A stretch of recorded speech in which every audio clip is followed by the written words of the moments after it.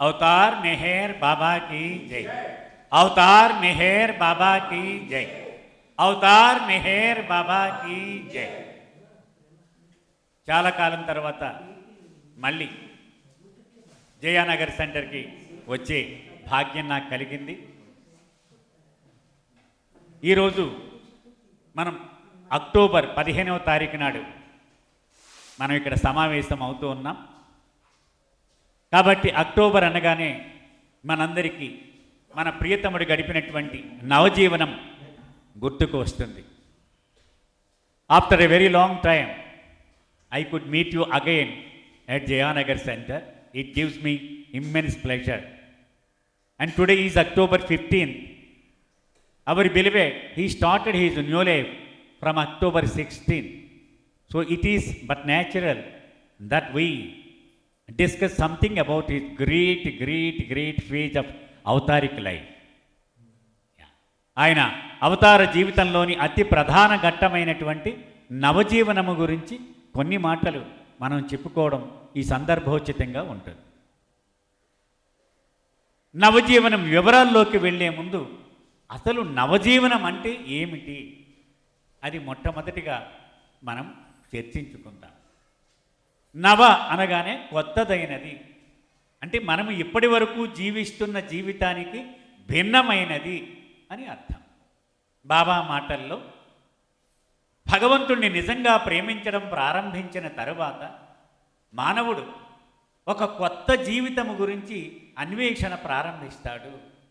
ఇప్పటి వరకు నేను గడుపుతూ ఉన్న జీవితము ఇది సరి అయినది కాదు, ఇది దోషాలతో నిండి ఉంది.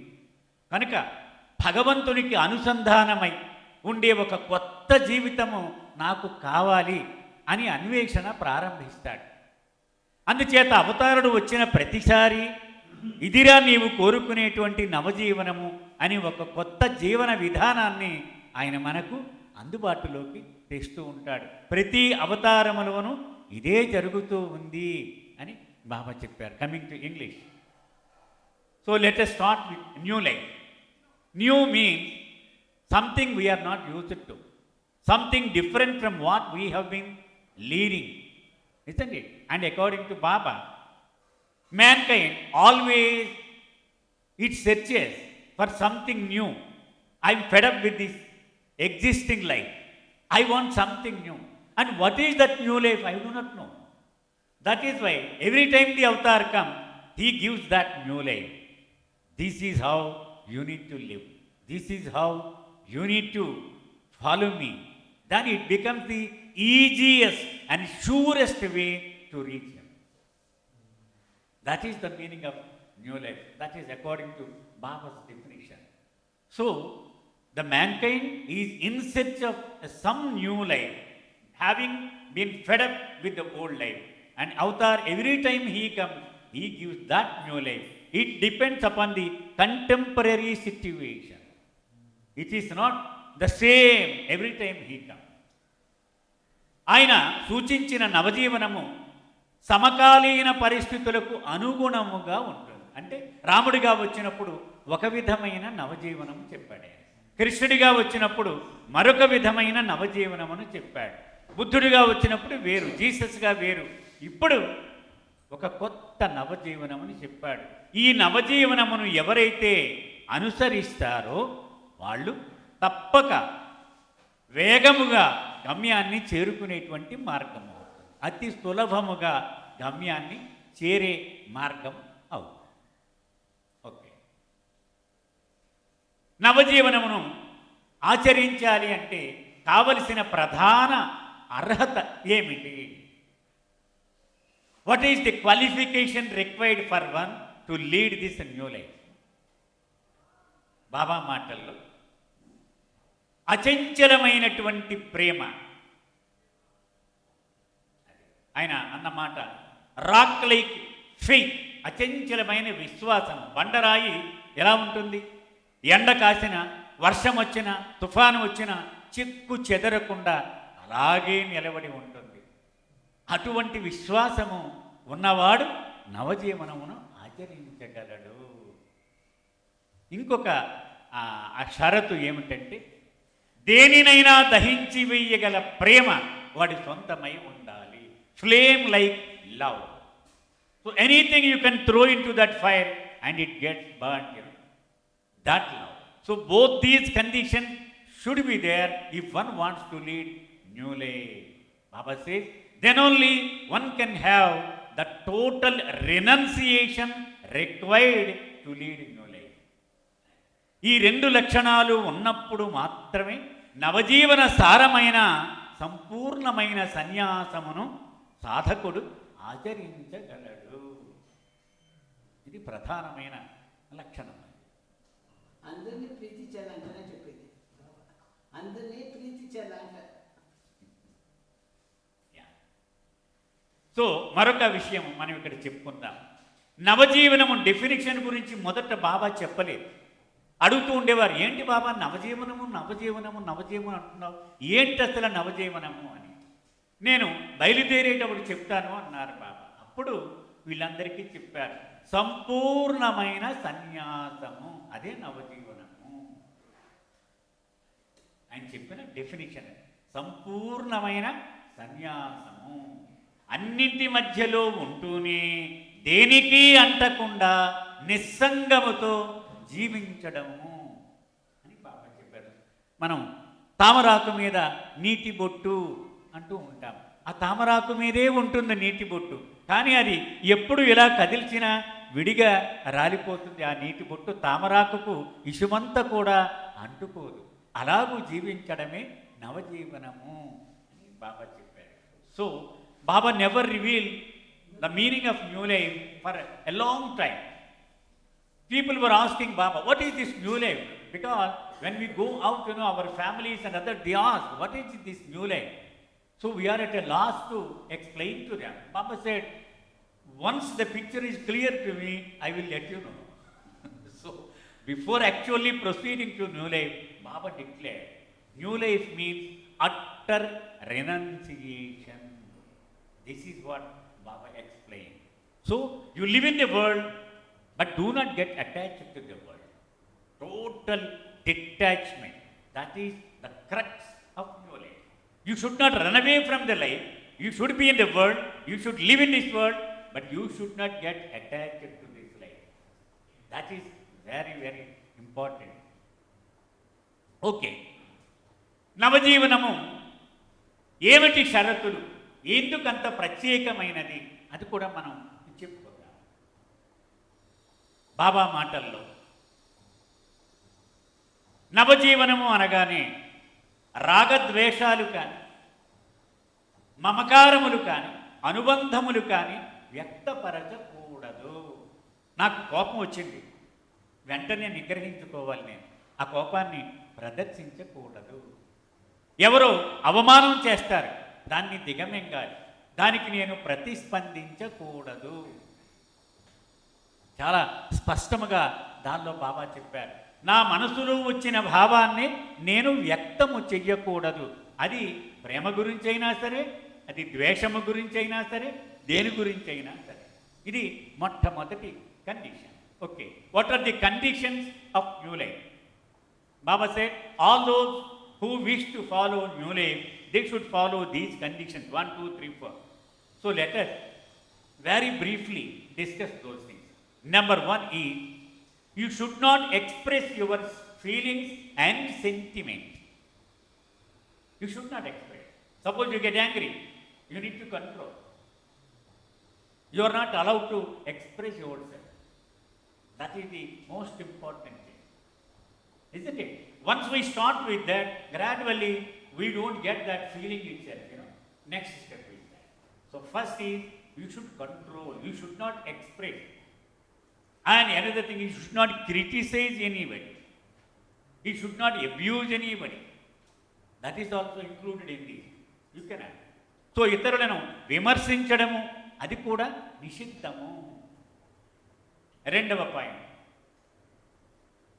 తమ జాతి కాకుండా పరజాతిని తాకకూడదు. పురుషుడైతే స్త్రీని తాకకూడదు, స్త్రీ అయితే పురుషుణ్ణి తాకకూడదు. ఇది ఆ నవజీవన నియమం.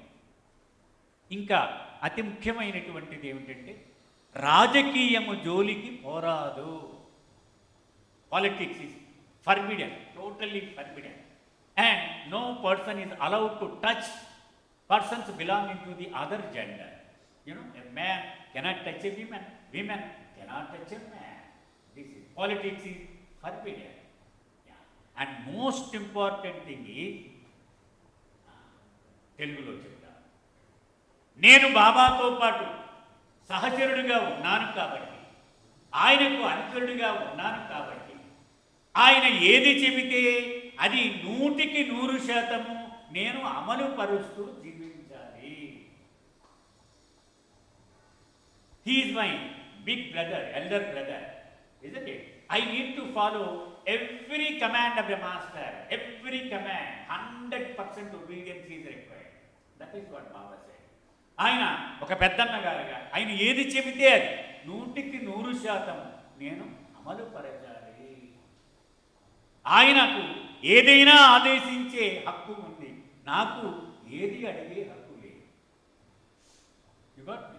He has every right to ask me to do anything, but I have no right to complain why he says like that. That should be the spirit of New Life. Baba said in one occasion, the participant of New Life is a true servant. Servant has no right to question why the master says like that. Isn't it? నిజమైన సేవకుడుగా జీవించడమే నవజీవన సహచరుని యొక్క బాధ్యత. సేవకుడికి ప్రశ్నించే అధికారం లేదు, అమలుపరిచే బాధ్యత మాత్రమే ఉంటుంది. ఎందుకు అలా చెప్పాడు, నా గురువు అలా ఎందుకు చెప్పాడు అడిగేటువంటి హక్కు లేదు.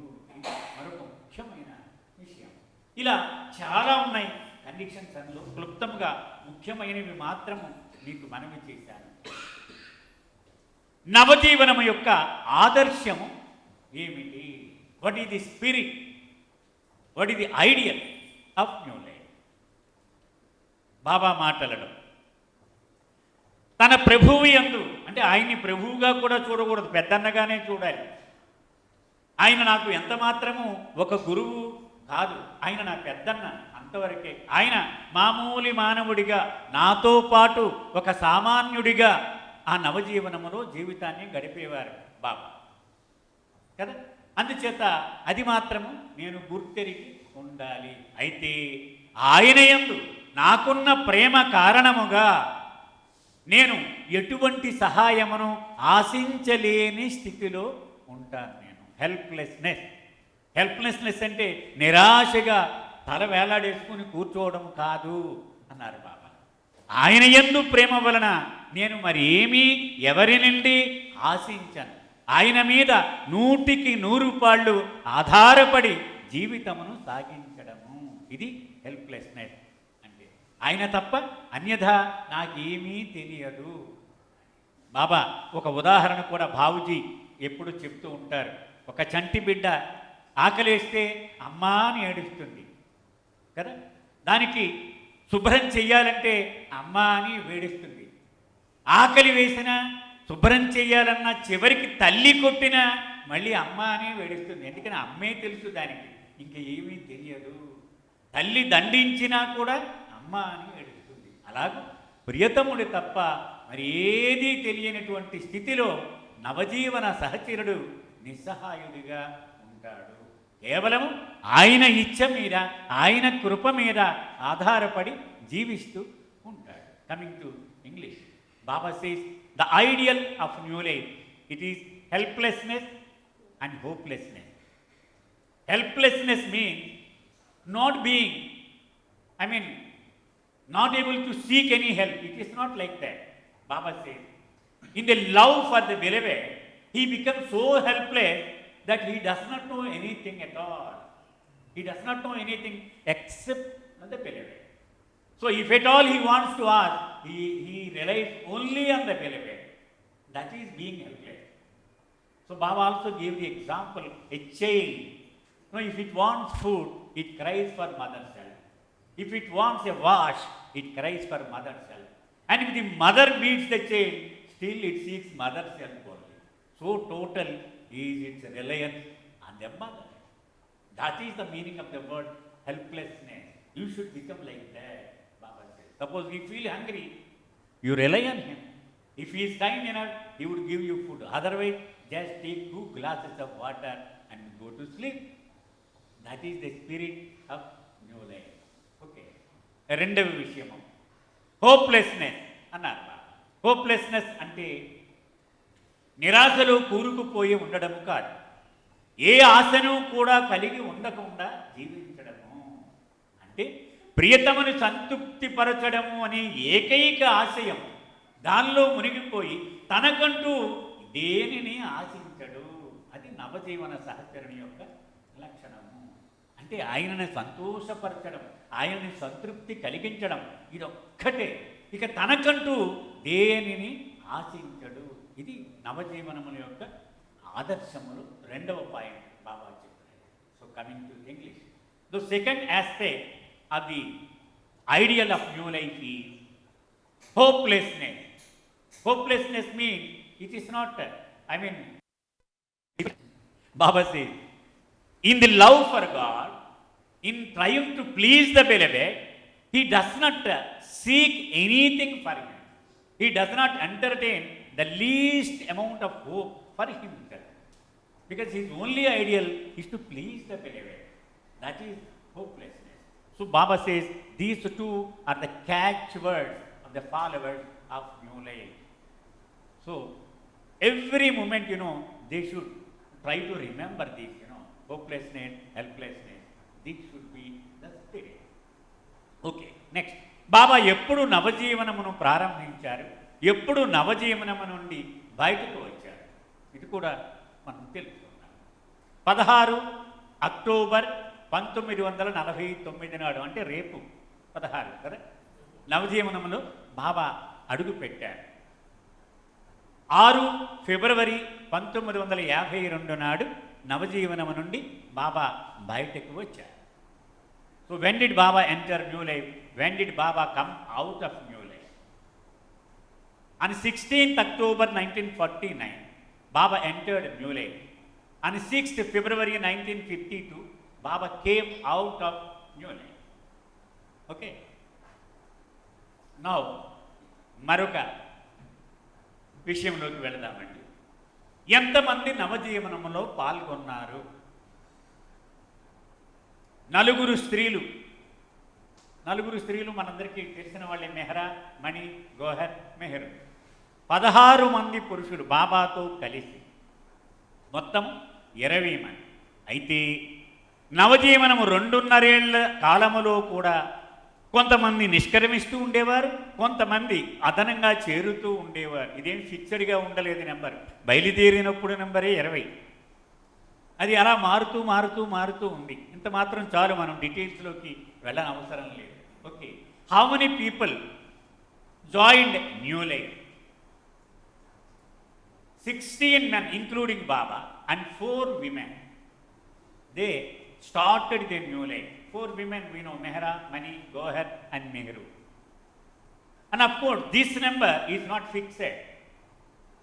In the total 2.5 years of new life, this figure, it went on fluctuating. Some people exited out of new life, some people joined new life. No, it was all. Let us not go into details. Okay. ఇప్పుడు నవజీవనము అసలు ఎలా ప్రారంభమైంది, ఆ సన్నాహకము ఎలా జరిగింది, అది కొంచెం క్లుప్తముగా మనం చెప్పుకుందాం. దీనికి కొన్ని నెలల ముందుగానే బాబా చెప్తూ వచ్చారు, మనము నవజీవనమును ప్రారంభించాలి. ఎవరెవరు నాతో పాటు ఆ నవజీవనములో పాల్గొంటారో మీరందరూ పేర్లు ఇవ్వండి అని మెహరాబాద్లో అనేక సమావేశాలు, సహవాసులు ఇవన్నీ నిర్వహిస్తూ వచ్చారు బాబా. చాలామంది ఉత్సాహంగా వెళ్ళిపోయారు. వీళ్ళందరూ ఒక పెద్ద అప్లికేషన్ ఇచ్చారు, దానిలో ఎస్, నో ఇవన్నీ టిక్లు పెట్టమన్నారు. ఇవన్నీ చూశారు బాబా. నువ్వేం పనికొస్తావు, నీ ఆరోగ్యం బావలే, వద్దులే అనేవారు. ఉదాహరణకి బాల్నాటు ఇలా ఉండేవాడు, బాల్నాటు చూస్తే గాలికి ఎగిరిపోయేలాగా ఉండేవాడు. అతను నేను వస్తానన్నాడు. డాక్టర్లు పిలిచారు బాబా. డాక్టర్ నీళ్ళు, డాంకిన్, గోహర్ వెళ్ళి వీడిని పరీక్ష చేయండి అన్నారు. వీడు రాబలేదు, తట్టుకోలేడు అని చెప్పారు. ఇలాగూ బాబా ఫిల్టర్ చేసుకుంటూ పోయారు. అలాగే బాబా ఆశించిన కొంతమంది ఎస్ అని టిక్కు పెట్టలే. పాద్రి ఉన్నాడు, బాబా అతను వస్తాడు అని ఆశించారు, కానీ నేను ఉండిపోతాను ఇక్కడ. ఫోన్లే ఉండిపో, నాకు అవసరం, మెహరాబాద్ సంరక్షణ చూడాలి కదా, నువ్వు ఉండిపో అన్నారు బాబా. ఇలా చాలా తర్జన భర్జనలు పడిన తర్వాత అప్పుడు బాబా ఎవరెవరు తన వెంట రావాలో నిర్ణయం చేశారు. అలాగే తనకున్న ఆస్తిపాస్తులు అన్నీ కూడా అమ్మేశారు బాబా నవజీవనానికి వెళ్ళే ముందు. అలాగే 20 మంది సహచరులు కూడా వాళ్ళ ఆస్తులన్నీ కుటుంబానికి అప్పచెప్పేసి రాసేసి వచ్చేయమన్నారు. వీళ్ళంతా తమ ఇళ్లకు వెళ్ళి ఆస్తిపాస్తులన్నీ తన కొడుక్కి, భార్యకి, పిల్లలకి రాసేసి తిరిగి వచ్చారు. వచ్చేటప్పుడు దారి ఖర్చుకు సరిపడే డబ్బులు మాత్రమే జేబులో ఉంచుకోమన్నారు. అంతకంటే మిగిలితే అహ్మద్నగర్లో దిగిన తర్వాత అక్కడ బిచ్చగాళ్ళకి జేబు ఖాళీ చేసి వేసి ఖాళీ జేబులతో మెహరాబాద్లో అడుగు పెట్టాలి అని చెప్పారు. అంటే వీళ్ళు పెన్నీలెస్ అంటాం, జేబులో ఒక్క పైస కూడా లేకుండా ఖాళీ చేసుకొని మెహరాబాద్ చేరుకున్నారు అందరూ కూడా. అంటే ఒక తమాషా సంఘటన మీకు మనవి చేస్తాను. 16 అక్టోబర్ నాడు బాబా నవజీవనం మొదలుపెట్టినప్పుడు వర్షం పడుతూ ఉంది. ఆ వర్షంలోనే చినుకుల్లోనే నడిచి నడిచి నడిచి ఒక గ్రామానికి చేరుకున్నారు. బాబా అన్నారు, నాకు టీ తాగాలని ఉంది. బాబాకు చాలా ఇష్టం టీ అంటే, కానీ ఎవరి దగ్గర డబ్బులు లేవు. అందరూ జేబులు తడుపుకున్నారు. నువ్వే పైసలన్నీ వదిలేసి రమ్మన్నావు కదా బాబా, ఎవరి దగ్గర పైసలు లేవు అన్నారు. బాబా చాలా చికాకు పడ్డారు. ఇక బాబాకు చాలా అలవాటు టీ. అప్పుడు ఇరిచి ఆలోచించాడు, నా తండ్రికి నేనేమైనా చెయ్యగలనా అని. వెంటనే అతనికి ఒక ఆలోచన వచ్చింది. ఇదే గ్రామానికి చెందిన ఒకడు నీ ప్రేమికుడు, అతడు మొన్నే 10 రోజుల క్రితం నీ దర్శనానికి వచ్చాడు మెహరాజాద్. అతడి దగ్గరికి వెళ్ళి బాబా బృందానికి భిక్షగా టీ ఇవ్వగలవా అని అడిగితే ఎగిరి గంతేసి సంతోషంగా ఒప్పుకుంటాడు. Baba yes, go ahead, very good idea అన్నారు. అప్పుడు వెళ్ళి అతనికి చెబితే సంతోషంగా ఈ అందరికీ తనే స్వయంగా టీ తెచ్చి వీళ్ళందరికీ సర్వ్ చేశాడు. Coming to English. So let us go into the preparation of new life. Baba was mentioning about the new life, quite some months prior to starting on this new life. Okay, he was inviting lovers from different areas, so people were very eager to participate. But seeing the conditions, some people they went back because they were afraid.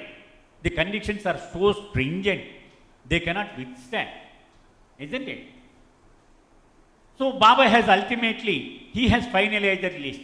Though some people said yes, Baba himself discouraged them, like Balnatu, you see, he is so weak physically. So Baba said, you can't withstand the rigors of new life. And he called 3 doctors, Dr. Neelu, Dr. Gohar, and other doctors, Donkin, and please examine this fellow. They said that he contacted TB1, he can't withstand the rigors. So Baba said, no. Even if I say no, but still you will be included in the list of Yaswaras, it would be tantamount that you accompanied me. Don't worry, Baba said. So like that, the list was finalized. So Baba said then, I need to dispose of everything standing in my name. Like that, you need to go home and you transfer all the properties in the name of your family members. You disconnect yourself totally. Okay, and you come back without any amount, only the fare from your place to Ahmednagar.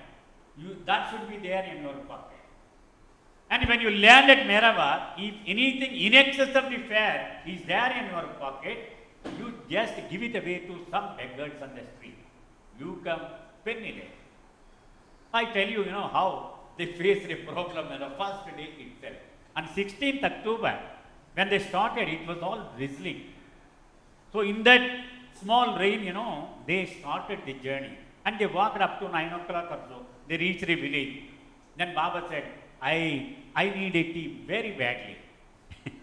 Because Baba is used to taking tea. So everybody, they searched their pockets and nothing was there.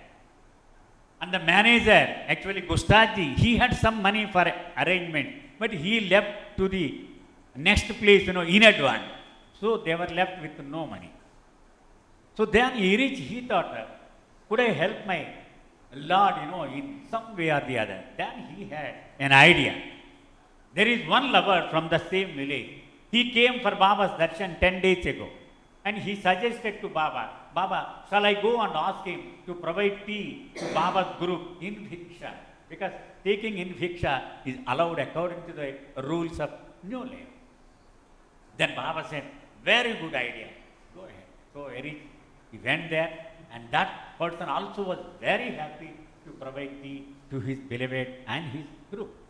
So like that, they faced several problems. When Erich was asked by Don E. Stevens, he interviewed Erich.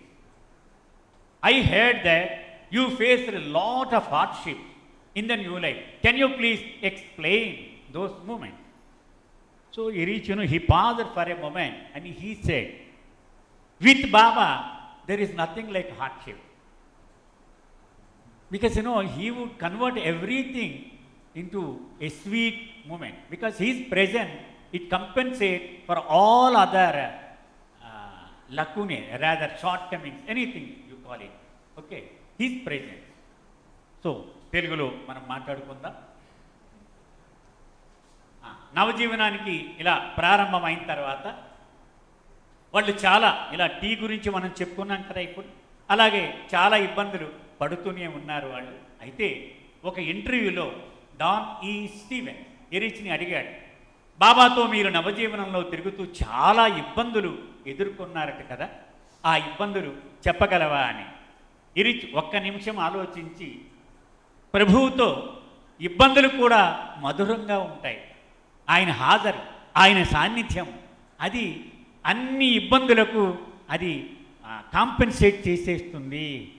ఆయన సాన్నిధ్యములో ఉంటే. ఇంకా నవజీవనానికి బయలుదేరే ముందు బాబా ఇలా చెప్పారు, నేను ఇక ఎంత మాత్రము మీకు గురువుగా ఉండను, మీలో ఒకడిగా, ఒక సామాన్యుడిగా నేను ఉంటాను అన్నారు. అయినప్పటికీ కూడా ఆయనలోని కరుణ, ఆయనలోని తండ్రి పాత్ర అది ప్రబలంగా కనిపిస్తూనే ఉండేది. బాబా said while proceeding to New Life that he would no more remain their master. He would be their elder brother. Okay? And that is why Baba said, I cannot help you. But still, the experience of the Mandali is that he could never got himself rid of that role of the father. He was always their savior. His compassion was unabated, it was flowing, and in spite of his physical declaration. There are several incidents, I would cite just 2 or 3 for your sake. Okay. So, అవి ఉదాహరణలు కొన్ని చెప్పుకుందాం. Doctor డాంకిన్ అనేటువంటి ఆ సహవాసి మెంబర్కి ఒక బలహీనత ఉండేది.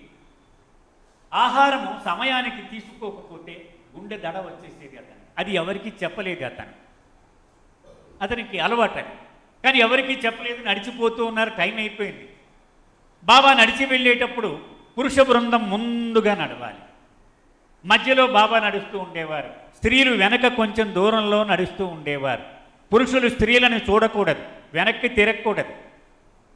బాబా మధ్యలో తిరుగుతూ ఉండేవారు. పురుషులతో మాట్లాడాలంటే ముందుకు వెళ్ళేవారు, స్త్రీలతో మాట్లాడాలంటే వెనక్కి వెళుతూ ఉండేవారు. సరిగ్గా బాబా ఒకసారి మెహరా దగ్గరికి వచ్చి, నీ బ్యాగ్లో తినడానికి ఏమైనా ఉన్నాయా నీ హ్యాండ్ బ్యాగ్లో అని అడిగారు. ఆమె ఒక కమలా పండు ఉంది, ఆరెంజ్, అది తీసి ఇచ్చింది. బాబా దాన్ని పట్టుకొని కోటు జేబులో పెట్టుకున్నారు. నడుచుకుంటూ ముందుకు వెళ్ళి డాక్టర్ డాంకిన్ దగ్గరికి వెళ్ళి వెనక్కి వచ్చేయన్నారు. అతని చేతిలో ఇది ఇచ్చి తినే అన్నారు. నిర్ఘాంతపోయాడు డాంకిన్. ఎందుకని? తనకి ఈ ఇబ్బంది మొదలైంది అప్పటికే, అది ఎవరికీ తెలియదు. కానీ బాబాకి మాత్రము సంపూర్ణముగా తెలుసును. So coming to English, so how Baba display his all knowing attitude. Okay. And డాంకిన్, doctor William డాంకిన్, he had a weakness. That weakness is, if his lunch is delayed, he would get palpitation. That is there for quite some time, but he never revealed this to anyone. So it was already lunch time, but the group was walking along. He developed that palpitation. So the order of walking in new life was the men would have to talk and walk in a front. After that, there is some distance, and then the women would be there. Men should not turn behind to see the women, and Baba would be walking between these two groups. So Baba suddenly he walked to the women's side and he asked Mehra, "Do you have anything to eat?" So Mehra took out an orange from her handbag, and Baba slid that in his pocket, and he went to the men's side and he called Dr. Donkey, "Come to the back." Then Baba gave that fruit, "You eat it away." Like that, Baba was always the father, in spite of the condition of new life. And like that, Mehra, she revealed it once, in an interview. So we would walk from morning, sometimes, up to 4 o'clock, 5 o'clock in evening. And when we reach a village, we would stop there. Entire village would come and throw, they would throw around us. It was quite embarrassing because we would be sweating profusely, damn tired. We want to sit and just relax, but these people are there with probing eyes, probing question, who are you, where are you going, and all that. So, you see how Baba used to play the role of a mother. So when this was going on, Baba would call money to a side, and would say, "You go and see a privacy, where a privacy is available for the ladies to have a wash and all that." So money would go, she would find a secure place, and then she would report it to Baba. Then Baba would call each lady, "You follow Mehra, money." And then that is how, these four would go and have a wash and then come. Every day it was going on, but nobody noticed. Men Mandali, they never know this. So he was, naturally and spontaneously, he was playing the role of a mother and father, even in new life. తెలుగులో చెప్పుకుందామండి. ఆయన నవజీవనములో ఉంటూ అందరిలాగే ఒక సామాన్య మానవుడిగా నవజీవనము గడుపుతూ ఉన్నప్పటికీ కూడా ఆయన కరుణ ఆయనని ఎప్పుడూ విడిచిపెట్టలేదు. ఆయన తల్లి పాత్ర, తండ్రి పాత్ర ఆయన పోషిస్తూనే ఉండేవాడు. ముఖ్యంగా నలుగురు స్త్రీలు ఉండేవారు. వీళ్ళకి చాలా దుర్భరంగా ఉండేది. ఎందుకని మొహం కడుక్కోవాలంటే బాత్రూమ్కి వెళ్ళవలసి రావచ్చు. ఇవన్నీ సమస్యలే కదా. వీళ్ళు సాయంత్రం 4, 5 అయ్యేటప్పటికి ఏదైనా ఒక గ్రామాన్ని చేరగానే ఇక్కడ ఈ రాత్రికి ఉండిపోదాం అనేవారు. బాబా ఊరు మొత్తం చుట్టూ చేరిపోయేవారు. వీళ్ళు డ్రెస్సులు ఏమీ సన్యాసుల్లాగా లేరు, మామూలుగానే ఉండేవారు డ్రెస్సులు. అంచేత వింతగా చూసేవారు, ఎవరు వీళ్ళు, ఎవరు మీరు, ఎక్కడికి పోతున్నారు, ఈ ప్రశ్నలన్నీ వీళ్ళకి చికాగ్గా ఉండేది. ఏది ఇంత నడిచి ఇప్పుడు కాసేపు విశ్రమిందామంటే వీళ్ళందరూ ఇబ్బంది పెట్టేవారు. ఈలోగా బాబా మణిని పిలిచేవారు, "నీవు పోయి మనకి మరుగు ఉండేటువంటి ప్లేస్ చూసిరా, మీరందరూ కొంచెం శుభ్రం చేసుకొని మళ్ళీ తిరిగి ఇక్కడ పడుకోవడానికి రావడం కోసమని మణిని పంపించేవారు. ఆవిడ వెళ్ళి ఒక చిన్న మరుగు ఉన్న ప్రదేశం చూసి బాబాకి చెప్పేది. అప్పుడు ఒక్కొక్కరిని మణి కూడా వెళ్ళి అక్కడికి వెళ్ళి శుభ్రం చేసుకొని రమ్మనేవారు. ఇలా ఆ తల్లి పాత్ర నవజీవనం పొడవునా ఆయన పోషిస్తూనే ఉండేవారు. మరొక ముఖ్యమైన విషయము నవజీవన నియమం. బాబా నుండి భౌతికంగా కానీ, ఆధ్యాత్మికంగా కానీ, ఆర్థికంగా కానీ సహాయమును ఆశించను. నా స్వచ్ఛందముగా, నా ఇష్టపూర్వకముగా నేను బాబాతో ఈ నవజీవనంలో పాల్గొంటూ ఉన్నాను. నాకు రోగం వచ్చినా, మరణించినా నాకు నేనే బాధ్యుణ్ణి, ఆయనకు సంబంధము లేదు అని స్టాంప్ పేపర్ మీద రాసి సంతకం పెట్టి ఇచ్చారు వీళ్ళందరూ కూడా. అంటే ఎంత ఆ సన్యాసము ఎంత సంపూర్ణముగా వాళ్ళకి మొదటి క్షణములోనే బాబా చెప్పారు. నేను ఇంత కష్టపడి ఆయనకు సేవ చేస్తున్నాను కాబట్టి ఆయన చూసుకుంటాడులే, ఇదేం కుదరదన్నాడు ఆయన, నాకేమీ సంబంధం లేదు. ఇది ముఖ్యమైనటువంటి కండిషన్ అండి. Yeah, coming to English, in the beginning itself, Baba made it very, very clear. Simply because you follow the new life, do not expect any benefit physically, spiritually or financially. You are undertaking this new life only out of your love for the beloved. That is all. And not only that, Baba made them sign a stamped document that they participate in the new life out of their free will, not expecting any reward in return. So they were very clear, pretty clear. And తెలుగులోకి వచ్చేటప్పటికి బాబా నవజీవనములో 4 దశలు ఉన్నాయి అన్నారు. ఒకటి భిక్షాటన, రెండవది పరివ్రాజక జీవితం, అంటే ఒక ప్రదేశం నుంచి ఒక ప్రదేశానికి దేశదిమ్మరిలాగా తిరుగుతూ పోవడమే, అడ్రస్ ఏం లేదు. నెక్స్ట్ లంగోటి జీవితము, నెక్స్ట్ పారిశ్రామిక అంటే శ్రమ జీవితము, labour. Coming to English, begging phase. There are 4 phases in new life. Begging phase and what is that, Langoti phase, and also moving around, without having any address at all. Isn't it? So last one is labor phase. Baba says, I take care of the first 3 phases, and the last phase which is left to you, you need to do that. That labor phase. Baba ఈ 4 దశల్లోనూ మొట్టమొదటి 3 దశలు ఆయనే చేసేశారు. ఆయనే ఇవన్నీ ఆచరించారు. భిక్షాటన బెనారస్లో చేశారు ఆయన. అలాగే లంగోటి జీవనం కూడా చేశారు. అలాగే పరివ్రాజక జీవితం మొత్తం భారతదేశం అంతా తిరిగారు ఆయన. చివరి శ్రామిక జీవనము మనము గడపాలి అని చెప్పారు. అది మాత్రము మనకి అప్పగించారు. మరొక ముఖ్యమైన అంశం, కేవలం బాబాకి మాత్రమే సంబంధించినదా నవజీవనం? మనకేమైనా సంబంధం ఉందా? ఫిబ్రవరి 6, 1952లో బాబా బయటకు వచ్చేశారు అంటున్నాం, అంటే అయిపోయిందా నవజీవనం? దీని గురించి బాబా ఏం చెప్పారో ఒక్కసారి మీకు మనవి చేస్తా. ఇప్పుడు నమో భారత్ ఏదో ఎక్స్ప్రెస్ మొదలవుతుంది కదండి, మన మోడీ గారు వచ్చి ఓపెన్ చేశారు. ఆయన ఇక్కడ బెంగళూరులో ఎక్కి మైసూరు దాకా వెళ్ళి దిగిపోయారు అనుకుందాం ఓపెన్ చేసి. అంటే ఇక నమో భారత్ అయిపోయిందా ఎక్స్ప్రెస్? కేవలం ఆయన ప్రారంభం చేశారంతే. తర్వాత అది మనకు వదిలేశారు. ఆయన నువ్వు గడిపి ఇక్కడి నుంచి, నేను ఓపెన్ చేశాను కదా, అంతే. సేమ్ ఇది కూడా అంతే. నవజీవనము 2.5 ఏళ్ల పాటు ఆయన పాల్గొని దానికి జీవం పోశాడు ఆయన. మనందరికీ ఇక జీవించడానికి ఆయన అవసరం వచ్చింది అని చెప్పారు. ఇక మీరు జీవించండి నవజీవనాన్ని అన్నారు.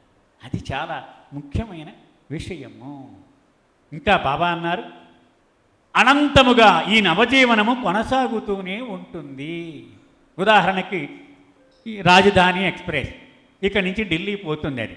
అది దానిలో ఒకరోజు ఎవడో ఎక్కలేదనుకోండి, అయినా అది వెళుతూనే ఉంటుంది. అది నవజీవనమును జీవించేవాడు ఏ ఒక్కడూ లేకపోయినా సరే అనంతముగా నవజీవనము కొనసాగుతూనే ఉంటుంది. ఎవరికైతే వెల చెల్లించి టిక్కెట్టు కొనే సత్తా ఉంటుందో వాడు దానిలో ప్రవేశిస్తూ ఉంటాడు. ఎవడైతే rock like faith and flame like love, ఆ కండిషన్స్ అవి ఉన్నాయో వాడు నవజీవనమును జీవించగలుగుతూ ఉంటాడు.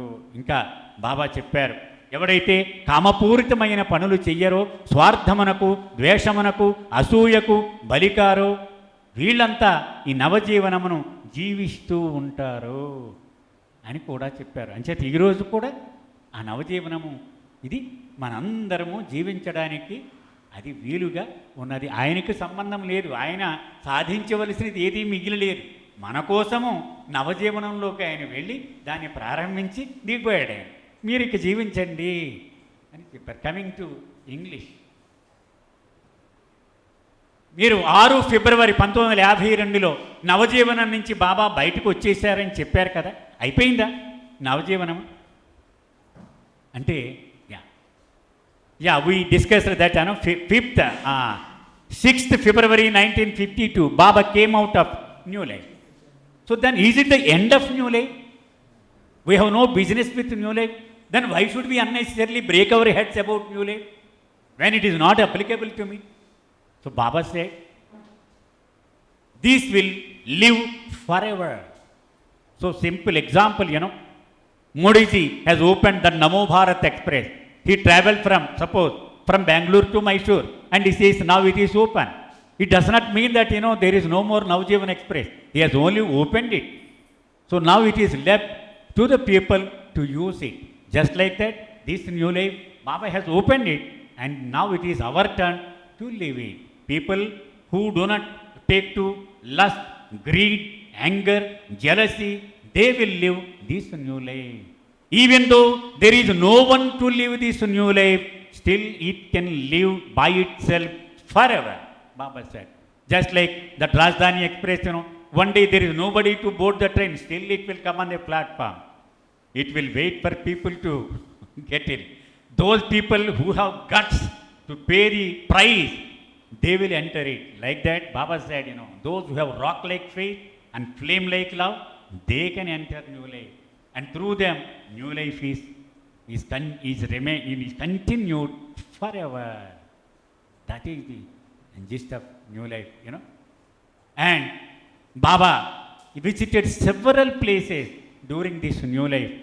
He started from Mehrabad, then went to Belgaum, then went to Sarnath, Benares, Dehradun, then Meher Mafi, that is Manjiri Mafi. Then he came back to Delhi. Then the last leg, he stayed at Hyderabad also for Manonash. And next week, that Manonash Sahavas is being held. So later on, by walk, he went along with the remaining people. Several people left New Life by then. Remaining people, he walked the distance up to Merazad, and he stayed there for several months up the hill, on the seclusion hill, Then ultimately he concluded the new life by lighting a dhuni at Merazad. In that dhuni, he put one slip of paper, on which it is written, "Now I hereby burn the ceremonies and rituals being observed the world over." So he put it in that flame. So after that, he exited from new life. But now it is open for us to continue that. So coming to Telugu. నవజీవనంలో బాబా అనేక ప్రదేశాలని సందర్శించారు. మొట్టమొదట మెహరాబాద్ నుంచి బయలుదేరి బెల్గాం వెళ్ళారు. బెల్గాంలో శిక్షణ కేంద్రం శిబిరాన్ని నిర్వహించారు. ఆ తర్వాత సారనాథ్, బెనారస్, రాంచీ ఇవన్నీ చూసుకుంటూ డెహ్రాడూన్ వెళ్ళారు. అక్కడి నుంచి మెహర్ మాఫీ, మంజిరి మాఫీ అనేవారు ముందుగా, తర్వాత మెహర్ మాఫీ అయింది. అక్కడి నుంచి ఢిల్లీ వచ్చి నేతి వ్యాపారం చేశారు కొన్నాళ్ళు. ఆ తర్వాత హైదరాబాద్ వచ్చి మనోనాష్, అది చిట్ట చివరి దశ నవజీవనంలో. అక్కడ 10 రోజులు ఆ మనోనాష్ గుహలో ఉన్నారు. వచ్చే వారం మనం మనోనాష్ సహవాసకు కూడా మనం వెళ్ళబోతూ ఉన్నాం మనందరం కూడా. ఆ తర్వాత కాలినడకన అప్పటికి మిగిలినటువంటి నవజీవన సహచరులతో కాలినడకన మెహరాజాద్ చేరి ఆ ఏకాంతవాస పర్వతం మీద అక్కడ ఆ సెక్లూషన్ క్యాబిన్లో కొన్ని నెలలు గడిపి తిరిగి మెహరాజాద్ చేరుకొని ఒక ధుని వెలిగించి ఒక కాగితం మీద ప్రపంచవ్యాప్తముగా ఆచరించబడుతున్న కర్మకాండలను ఇందు మూలముగా దహింపజేస్తూ ఉన్నాను అని రాశారు. ఆ కాగితమే రాయించిన కాగితాన్ని ధునిలో కాల్చారు. అప్పుడు బాబా నవజీవన నుంచి నిష్క్రమించారు. ఇది నవజీవన వృత్తాంతం. అయితే దీని సారాంశం ఏమిటి అంటే, ఎలాగూ జీవిస్తే మనం నవజీవనమును గడుపుతున్నట్టు ఇది తెలియజేసే ఒక కథ, చిన్న కథ, అది చెప్పి ముగిస్తాను నేను. సో 11:30 is my time,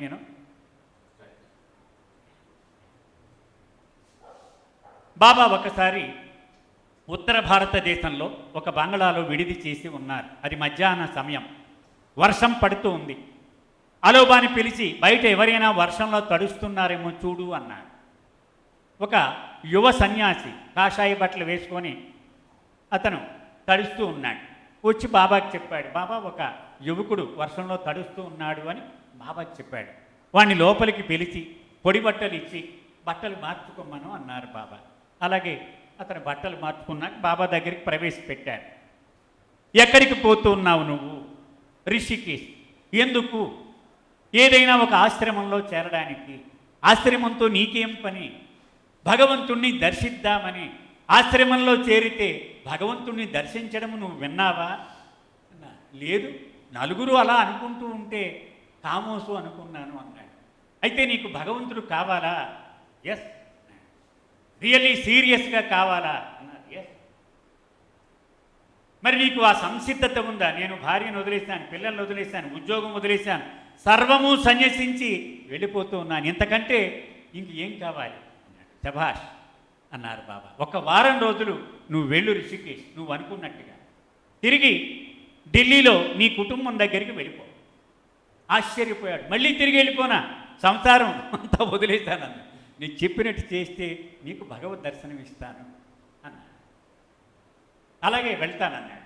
అక్కడ నా నుంచి ఉత్తరం కోసం వేచి ఉండు, ఏదో ఒకరోజు నేను లెటర్ రాస్తా, వెంటనే వచ్చి నా దగ్గర శాశ్వతంగా ఉండిపోవచ్చు అన్నాడు. అలాగే వెళ్ళిపోయాడు. ఇంటికి చేరాడు. వాళ్ళంతా ఆశ్చర్యపోయారు. అన్నీ వదిలేసి వెళ్ళిపోయావు, మళ్ళీ ఎందుకు వచ్చావు అని అడిగారు. లేదు, మెహర్ బాబా కలిశాడని ఆయన ఆర్డర్ ప్రకారం వచ్చానన్నాడు. ఇక ఇంటి వాళ్లతో ఏ రకంగానూ ఒకటిగా కలిసిపోలేదు. ఏ రోజుకు ఆ రోజు బ్యాగ్ సర్దుకొని కూర్చొని ఉండేవాడు. ఎందుకు, బాబా నుంచి ఎప్పుడు కబురు వస్తే అప్పుడు వెళ్ళిపోవాలి కదా. వాళ్ళు ఏదో సమస్య మాట్లాడితే నాతో ఏమి చర్చించకండి, నేను ఎప్పుడు వెళ్ళిపోతానో తెలియదు, మీరే చూసుకోండి అంతా అనేవాడు. సరే, ఏడాది పోయాక బాబా నుంచి టెలిగ్రామ్ వచ్చింది. ఈ ఏడాది పాటు అతను గడిపింది నవజీవనమే. జీవిస్తూ ఉన్నాడు కానీ అందులో ఒక భాగం అయిపోలేదు అతను. అదే నవజీవనము కదా. సరే, తర్వాత మళ్ళీ వెళ్ళిపోమన్నారు బాబా, మళ్ళీ రమ్మన్నారు. సరే, అది నవజీవనం అంటే. అంటే జీవిస్తూనే దేనికి అంటిపెట్టుకుపోకుండా, ప్రపంచంలో ఒక భాగం అయిపోకుండా, కేవలం భగవంతుడి మీదే ధ్యాస నిలుపుతూ జీవనాన్ని గడపడము. ఇది నవజీవనం. Let me sum up in English, I will close it. So there is one beautiful story. Baba was camping in North India, in a Bangalore. One afternoon there was a good rain. Baba asked Aloba to go and find out when anybody is being soaked in the rain. So he reported, Baba, there is one young sannyasi. He is getting, soaked in the rain. Baba asked Aloba to go and call him, give him dry clothes, let him change himself, dress and all that. Let him come to me. Then Baba asked, where are you going? I am going to Rishikesh. What for? I want to join an ashram. What is the purpose? I want to find God. Have you, can you give me any proof that a person got, darshan of God simply by joining an ashram? He said, no. Because people say that, just I want to go. Then Baba said, are you really serious? I am very serious. How serious you are? Baba said, I left my wife, I left my job, I left my children, I left my property. Just, I have renounced everything in this world. I am in search of God. Very nice. Then you do as I say, then I will give you realization. Then Baba said, you go to Rishikesh, stay there for 1 week, then you go back to Delhi, you rejoin your family. He was shocked. You do this, I tell you. But always await my call. I will call you anytime. Immediately you need to come back. So he joined his family, but he was not his usual shell. Every day he would pack his bag and baggage. He would sit by the side. His family would come and discuss, don't discuss anything with me because I may go anytime. So he lived like that for 1 year. Then he got a call from Baba. So during this 1 year, he led new life in every spirit. That is new life. Live in this world, be in this world, but do not become a part of it. That is the essence of new life. Jai Baba. Avatar Meher Baba ki Jai. Jai Baba. మొట్టమొదటిగా ఒక విషయాన్ని స్పష్టంగా చెప్పదలుచుకున్నానండి. నా సోదరుడు కాశీ చాలా పెద్ద పెద్ద మాటలు వాడాడు. ఆయన దాని గురించి కొంచెం వివరణ ఇచ్చి తర్వాత విషయంలోకి వెళదాం. అన్ని పుస్తకాలు చదవడము అవగాహనకు అది రుజువు కాజాలదు. ఎందుకంటే చదవడం వలన కేవలము విషయ పరిజ్ఞానము వస్తుంది. అయితే ఈ క్వశ్చన్ ఆన్సర్ పెట్టడము, నా నాలెడ్జ్ని పెరేడ్ చేయడం, అది 10 మంది ఎదుట ప్రదర్శించడం కాదు. ఇప్పుడు ప్రతివాడి మనసులో కొన్ని విషయాలు తెలుసుకోవాలని ఉంటుంది, కానీ డైరెక్ట్గా చెప్పలేరు. ఆ సందేహం అలాగే ఉంచుకొని అలాగే ఇంటికి వెళ్ళిపోతూ ఉంటారు.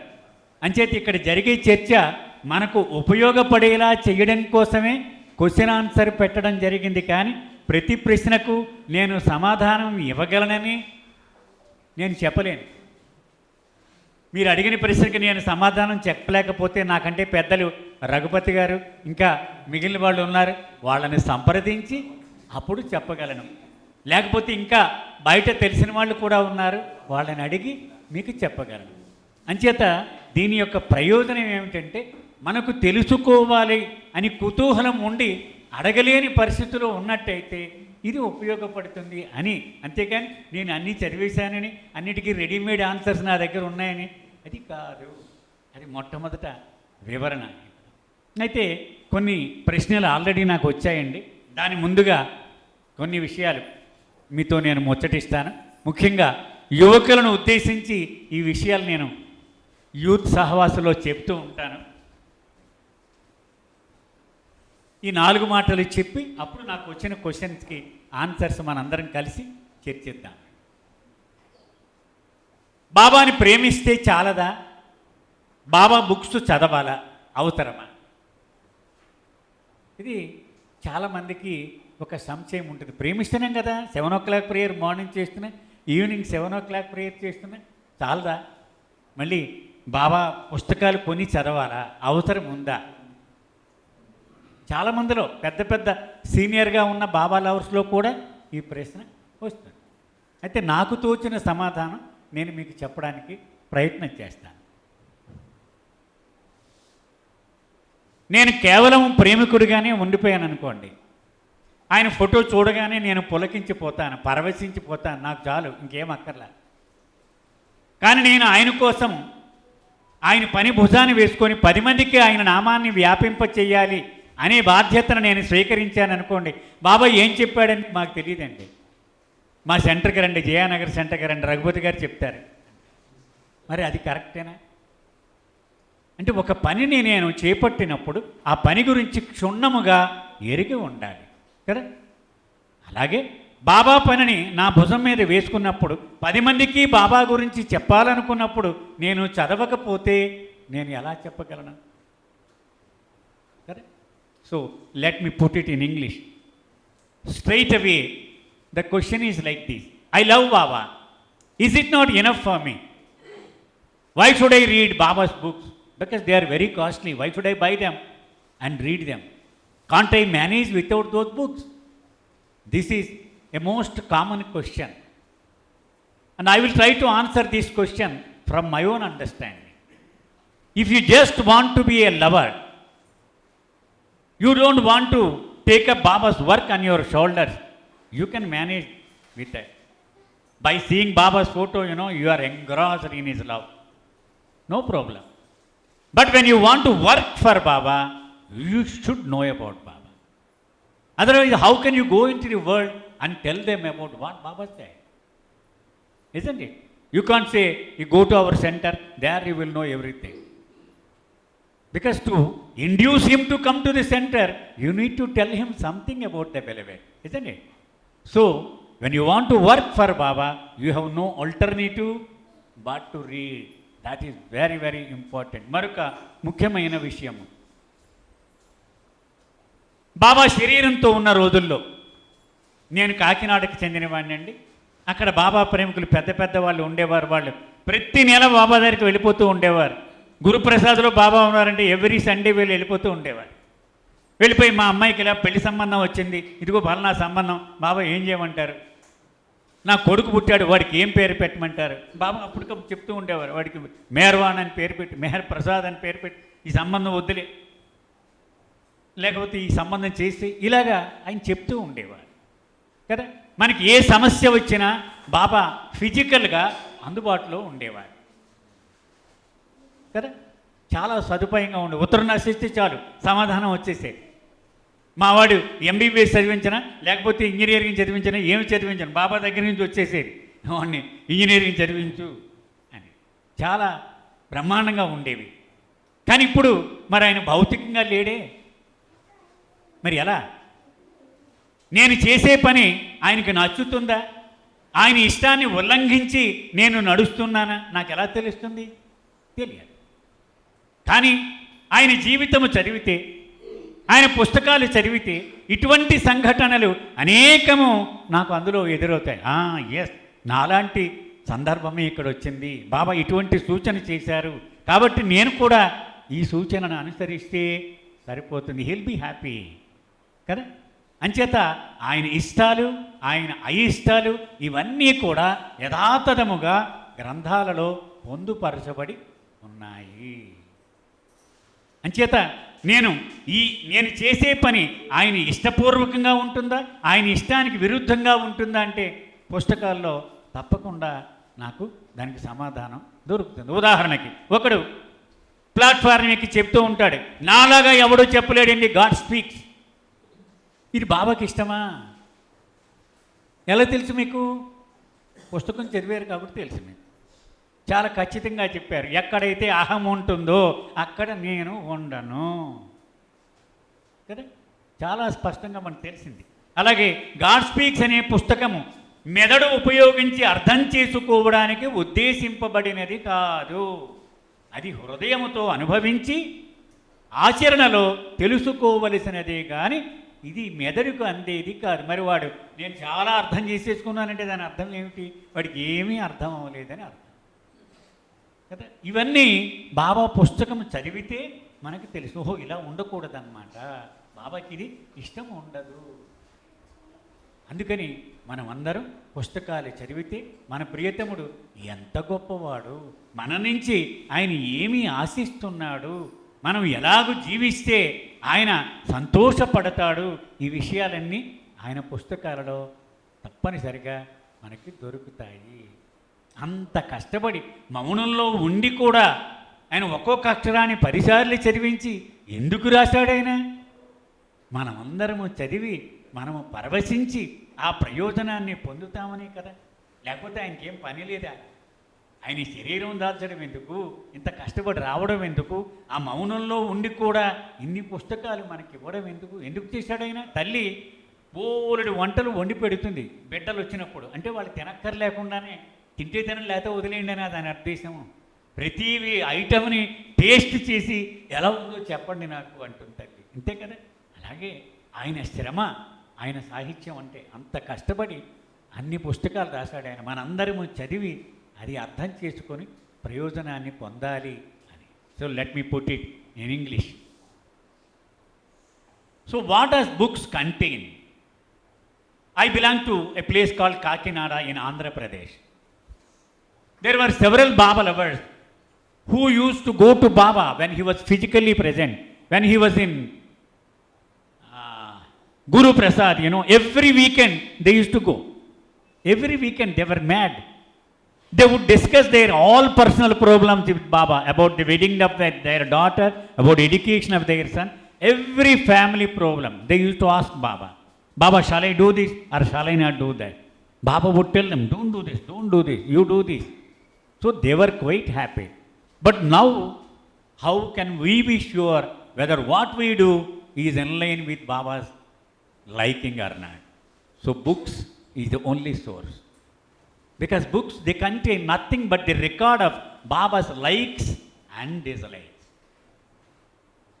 Isn't it? When somebody, he exhibits his ego, there is a writing on the wall. You go through any book, Baba says, ego is the worst thing. Once you are there, I am not there. Isn't it?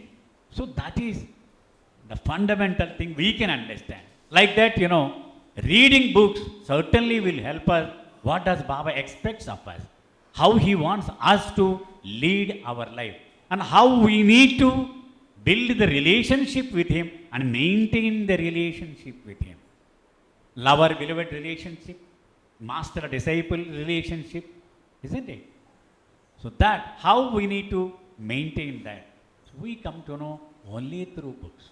That is very, very important. This I want to impress upon every Baba lover wherever I go.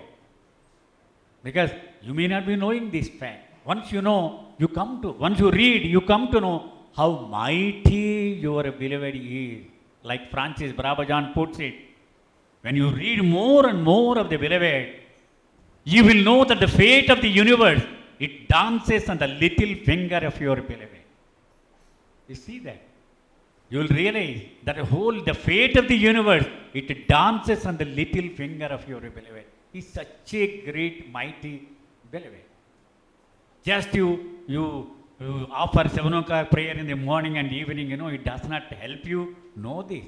Okay, it helps you to maintain the relationship. But the more you read, the more you get closer, the more wider your scope of the beloved, it becomes. So I suggest, I implore, and I beg each one of you to please take up one book. You read at least one page in a day. Don't go to sleep without completing that page. You just take an oath-like thing, I always quote one example, Satyavatammaji from Hyderabad. She's 70 plus. At that age, she used to take a public transport to reach one institute where English speaking course was being taught, and she completed the course. Then she completed all books in English, original books by Baba. So, taking her example, perhaps we need to feel shame because we are very comfortable with English. Baba has given every infrastructure and support to us, but still we don't take the initiative and grab it, So I suggest to all youngsters particularly, because you are very comfortable in English, and if you know English and if you have a book of Baba, you don't read it, you are committing a sin. Let me tell you. Jai Baba. Jai Baba. ఇప్పుడు ప్రశ్నలు సమాధానాలు మనకి సమయాన్ని బట్టి కాశీ గారు సమయం చెప్పండి నాకు ఎప్పటి వరకు అన్నది.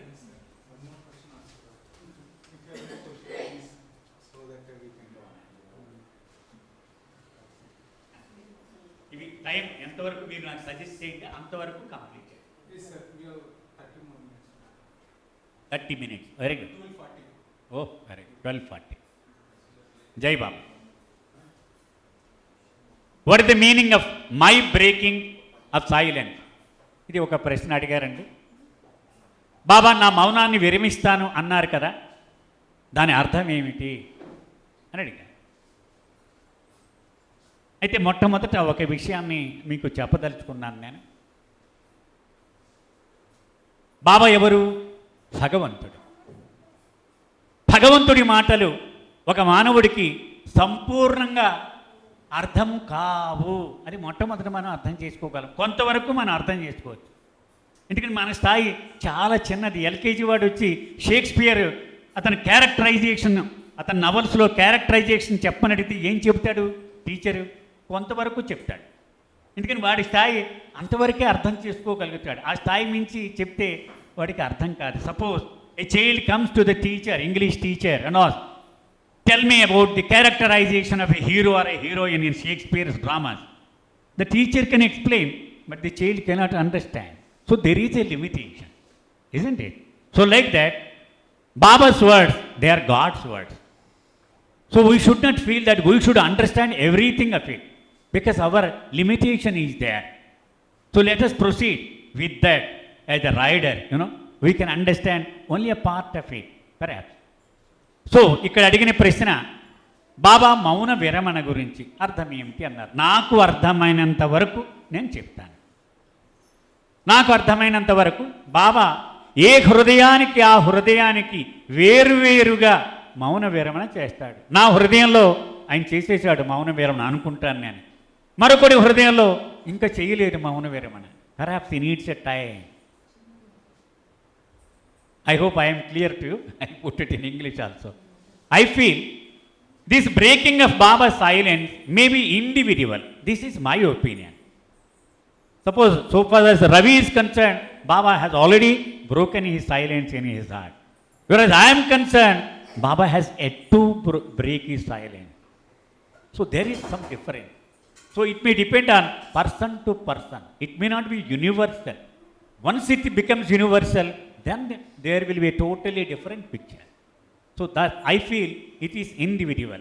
అది తెలుగులో కూడా చెప్పాను. ఒక వ్యక్తి హృదయంలో బాబా మౌన విరమణ చేసి ఉండొచ్చు, మరొక వ్యక్తి హృదయంలో మౌన విరమణ ఇంకనూ చేసి ఉండకపోవచ్చు.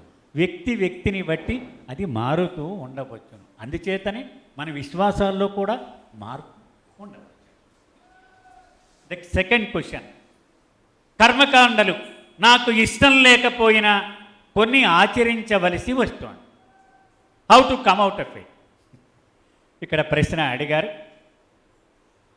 కుటుంబంలో ఉన్నప్పుడు తప్పనిసరి పరిస్థితుల్లో, ఇప్పుడు నా బిడ్డ పెళ్ళి అవుతుంది, అందరూ బాబా ప్రేమికులు కారు, ఆ అబ్బాయి పెళ్లి కుమారుడు, ఆ బంధువులందరూ కూడా వాళ్ళు కర్మకాండల్లో ఉన్నవాళ్ళు, అంచేత నేను తప్పనిసరిగా కర్మకాండ చెయ్యాల్సి వచ్చింది, నాకు ఇష్టం లేదు, మరి ఎలాగ నేను వదిలించుకోవడము అని ఆ ప్రశ్న. So put it in English, you know, I don't like these ceremonies and rituals, but I am living in a society.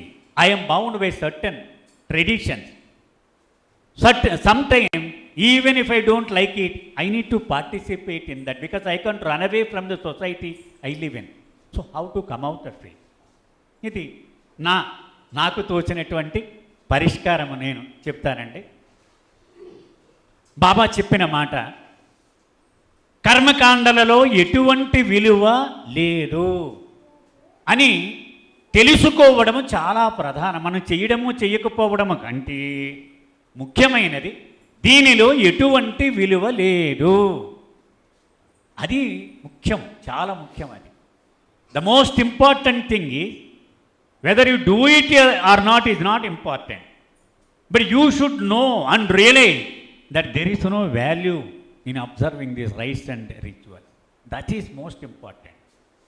Baba says, I don't worry about what you do, but with what motto you do, that I am very much worried about.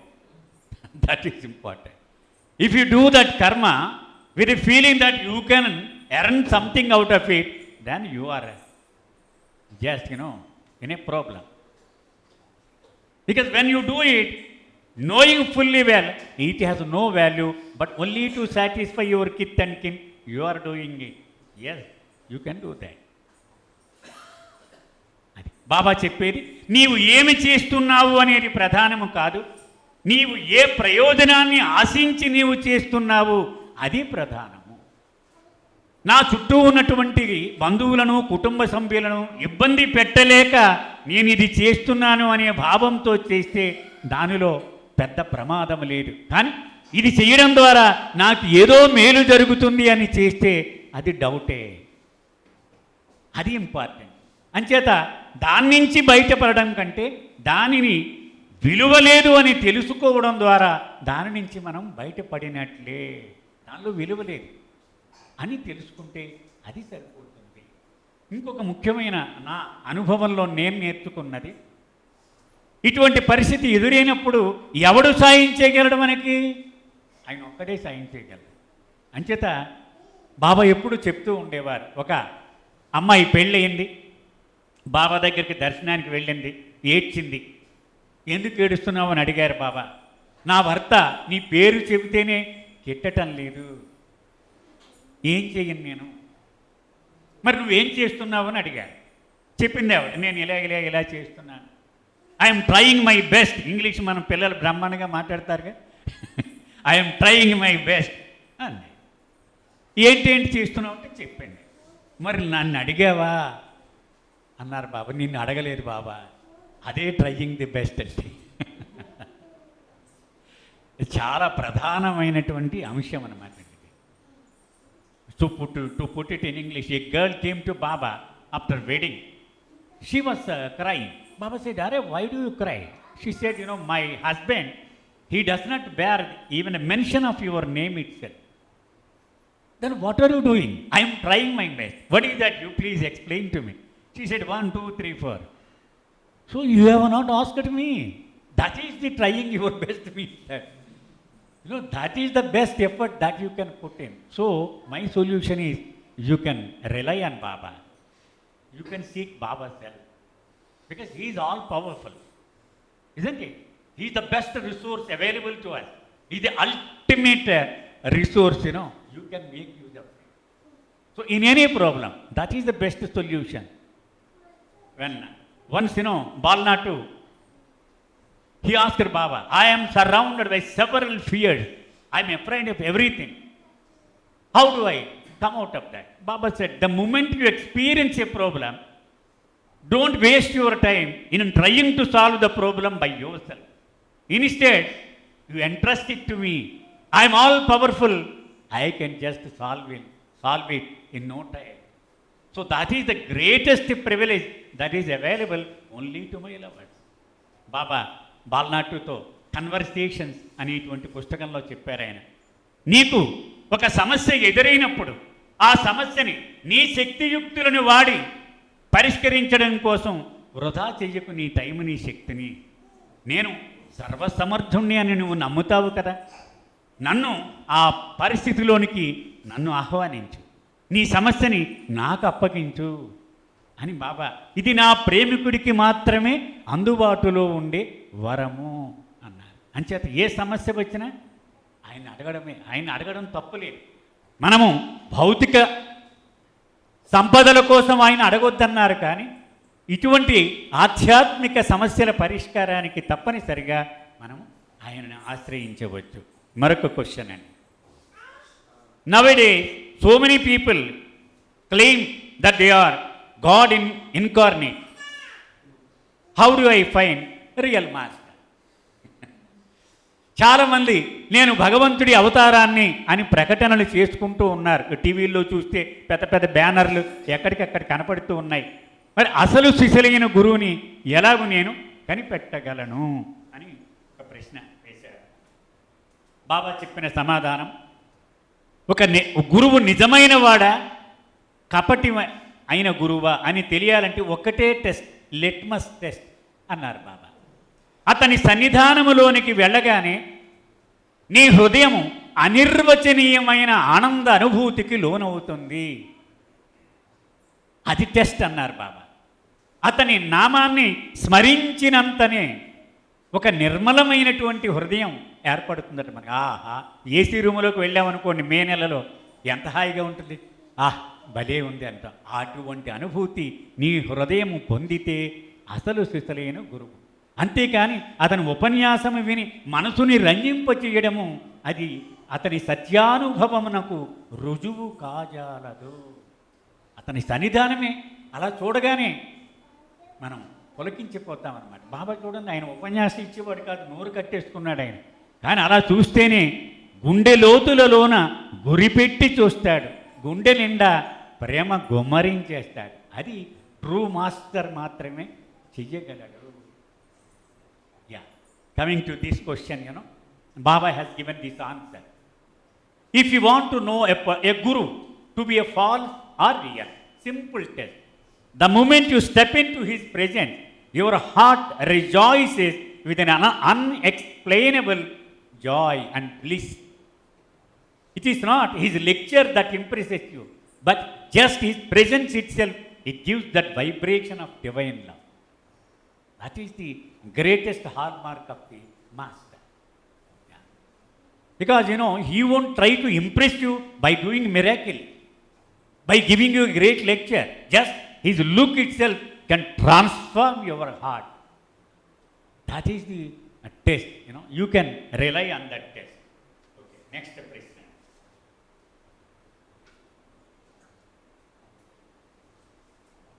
నాకు question అర్థం కాలేదండి. భగవద్ అనుభూతి కలగడానికి బాబా మౌనంగా చెప్పకుండా చెప్పిన సందేశం ఏమిటి అన్నారు. కొంచెం నాకు అర్థం కాలేదు ఈ ప్రశ్న. ఇది ఎవరు రాశారో దయచేసి.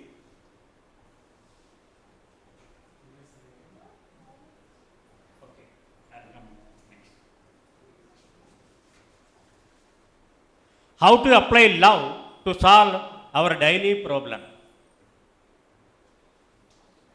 ఇది ప్రశ్న అండి. అంటే దైనందిన జీవితంలో మన సమస్యలను పరిష్కరించడానికి ప్రేమను ఎలా వాడాలి? అయితే ఆల్రెడీ మనందరం చేసేది ఇదేనండి. ఇది మాటల్లో మనకి సమాధానము చెప్పని అవసరం లేకుండానే మన జీవితంలో మనం చేసేది ఇదే. ప్రేమ ద్వారానే అన్ని సమస్యలను మనము పరిష్కరించుకుంటూ ఉన్నాము. ఇప్పుడు కార్పొరేట్ వరల్డ్లో పిల్లలు పనిచేస్తున్నారు కదా, మన దగ్గర కొత్తగా జాయిన్ అయిన జూనియర్ అంటే వాడిని ప్రేమగా చెప్పి వాడితో ఎంత పని అయినా చేయించుకోవచ్చు. రూల్స్ మాట్లాడితే వాడు రూల్స్ మాట్లాడతాడు కదా, ప్రేమగా చెప్తే వాడు ఎంత పని అయినా చేసి పెడతాడు. కదా. ఇప్పుడు మన ఇళ్లలో సర్వెంట్ మేట్స్ ఉన్నారు, వాళ్ళందరూ 100 రూపాయలు పెంచినా చేయని పనిని ప్రేమగా ఒక్క మాట మాట్లాడితే 1000 రూపాయలు పని చేసి పడతారు కదా. అది ప్రేమ. బాబా అన్నారు, ప్రేమ పరిష్కరించలేని సమస్య ఈ ప్రపంచంలో లేదు. There is no problem which love cannot solve. There is no problem which love cannot solve. Baba ఇచ్చిన మాట అండి. అంటే ప్రేమ పరిష్కరించలేని సమస్య అంటూ ఈ ప్రపంచంలో లేనే లేదు అన్నారు. అయితే మనం ప్రేమను ఎంత స్థాయిలో వ్యక్తము చేయగలము అనే దాని మీద ఇది ఆధారపడి ఉంటుంది. ఇప్పుడు 0 క్యాండిల్ లైటు చాలా తక్కువ దూరమే కాంతిని వెదజల్లుతుంది. 100 క్యాండిల్ లైటు చాలా దూరం వెదజల్లుతుంది. 1000 క్యాండిల్ లైటు ఇంకాస్త దూరం వెదజల్లుతుంది. మరి బాబా ఆయన యూనివర్సల్, ఆయన మొత్తము ప్రేమ ముద్ద కదా. అందుచేత బాబా చెప్పేది ప్రేమ పరిష్కరించలేని సమస్య ఏదీ ఉండదు. మనం ఏ పరిస్థితుల్లోనైనా సరే ప్రేమ ద్వారా జయించు. చిన్న కుర్రవాడు, వాడికి మాటలు రావు, కానీ ప్రేమతో తల్లిదండ్రుల్ని అలా నిలబెట్టేస్తాడు వాడు కదా. నేను భోంచేయనంటాడు అంతే. భోంచేయనంటే మరి వాడికి ఏం కావాలిస్తే మరి తెచ్చేవలసిందే కదా. నేను భోజనం చేయను, నాకు సైకిల్ కావాలి ఇవాళ అంతే. అంటే వాడు ప్రేమను ఆయుధంగా వాడాడు కాబట్టి వాడు భోజనం చేయకపోతే నేను భోజనం చేయలేను, నేను భరించలేను. కాబట్టి వాడికి ఏదైనా నేను చేస్తాను. అంచేత మన దైనందిన జీవితంలో కూడా కోపము, దర్పము, గర్వము ప్రదర్శించి చెయ్యలేని పనులను ప్రేమ ద్వారా మనం చేస్తూనే ఉంటాం. అది మనం అందరం కూడా మన జీవితంలో అభ్యాసం చేసేది ఇదే.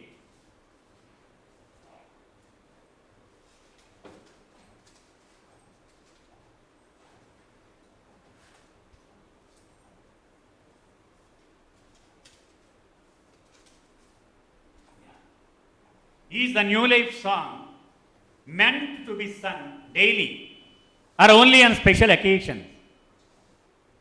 ఇప్పుడు సోదరులు నవజీవన గేయాన్ని పాడి వినిపించారు. ఇది స్వయంగా బాబా నవజీవనంలో ఉన్నప్పుడు వ్రాయబడినటువంటి పాట ఇది.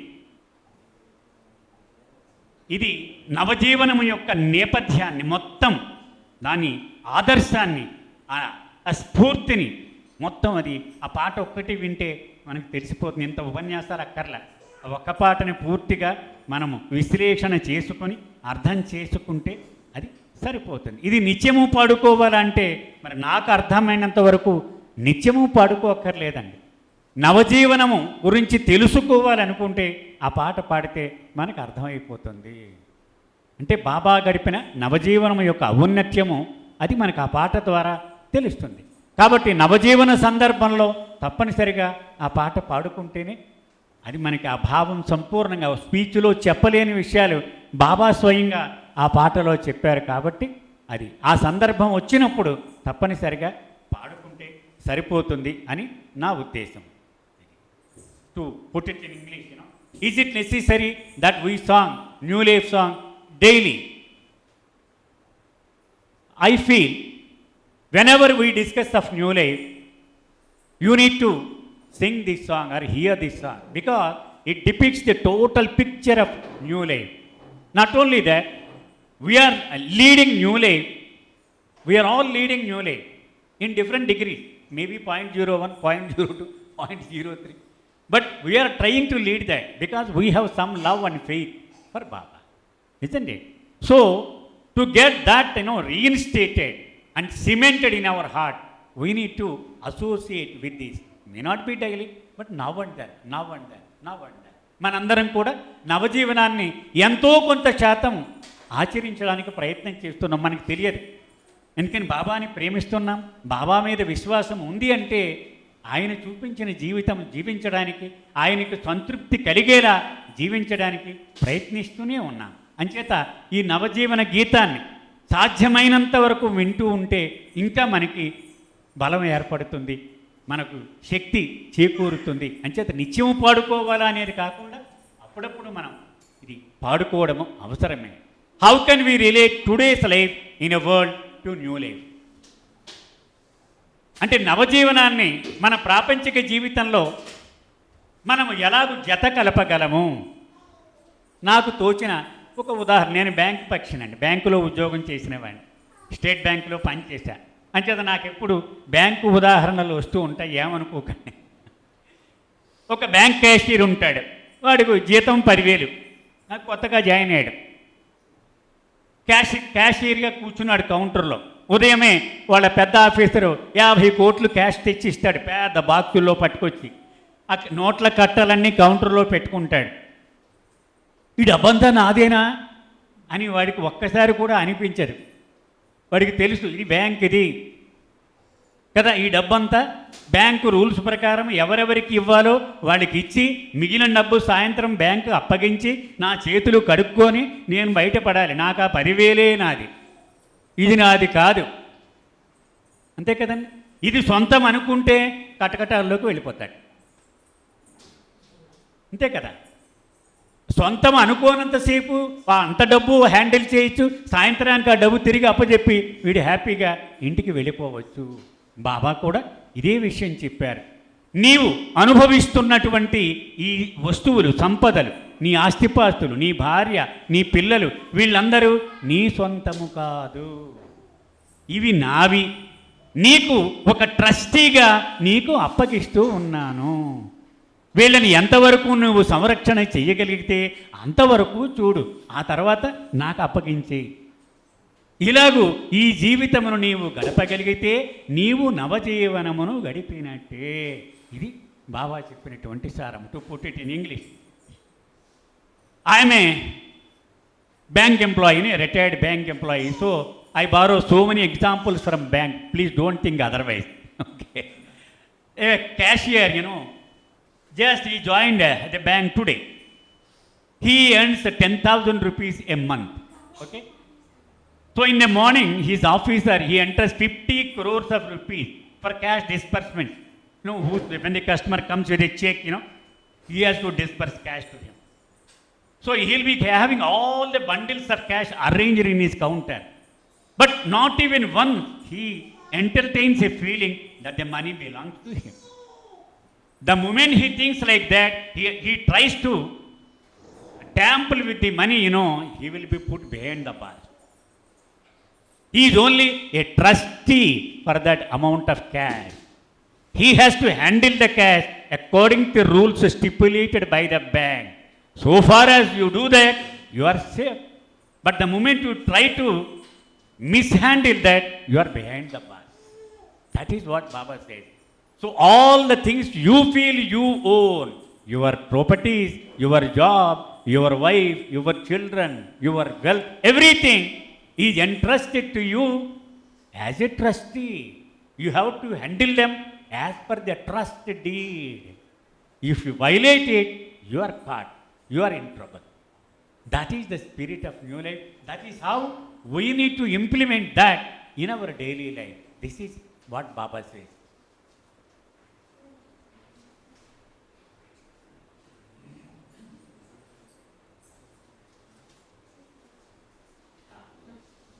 Is there a connection between new life and Baba's public declaration of avatarhood in Maheva?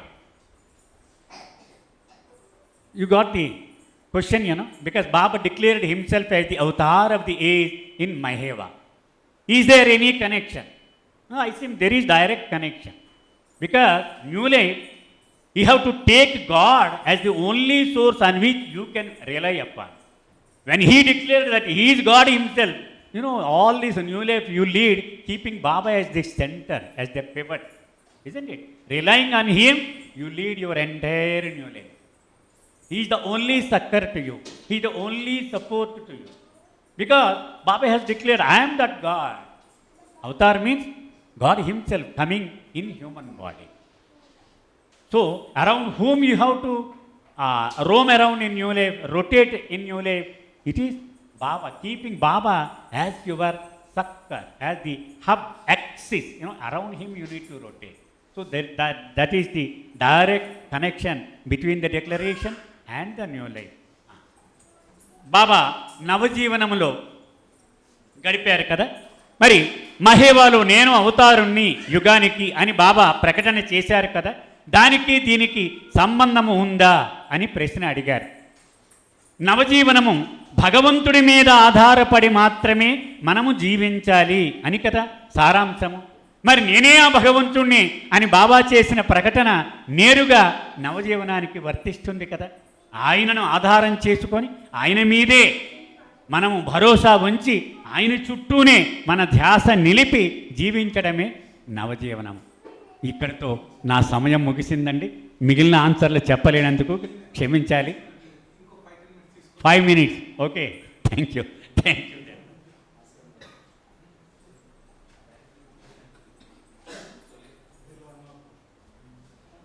They are asking, like, try to complete time. You can take it till uncle. They are telling 45 to 50 minutes. No, I try to finish. No problem. Baba takes Bhiksha and food falls down and Baba picks up the food.